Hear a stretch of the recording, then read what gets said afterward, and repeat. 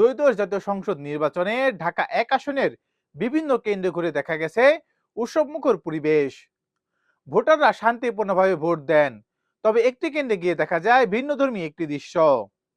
১২ই ফেব্রুয়ারি বৃহস্পতিবার সকাল থেকে বিভিন্ন কেন্দ্র পরিদর্শনে আইনশৃঙ্খলা বাহিনীর সক্রিয় উপস্থিতি এবং ভোটারদের দীর্ঘ সারি লাইন লক্ষ্য করা যায়। কিন্তু একটি কেন্দ্রে গিয়ে দেখা যায় আলাদা চিত্র। স্থানীয় সূত্রে জানা যায় সকাল ১০টা থেকে সন্ধ্যা পর্যন্ত আবু তালেব কিরণ নামে এক যুবক একটি প্লে কার্ড হাতে নীরবে দাঁড়িয়েছিলেন। প্লে কার্ডে লেখা ছিল শহীদ ওসমান হাদির হত্যার বিচার চাই। তিনি এই দাবিতে সেখানে অবস্থান নেন এবং জানান ওসমান হাদি হত্যাকাণ্ডের সঠিক তদন্ত ও দ্রুত বিচার নিশ্চিত করতে হবে। আবু তালেব কিরণ বলেন, নির্বাচন গণতন্ত্রের উৎসব।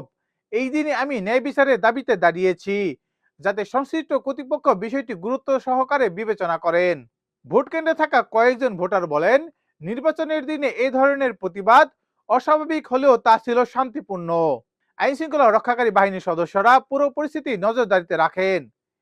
এই বিষয়ে সংশ্লিষ্ট কর্তৃপক্ষের তাৎক্ষণিক কোনো বক্তব্য পাওয়া যায়নি। উৎসবমুখর নির্বাচনের মাঝেও এক ব্যক্তি ন্যায় বিচারের দাবিতে এমন অবস্থান সামাজিক মাধ্যমে আলোচনা তৈরি করেছে।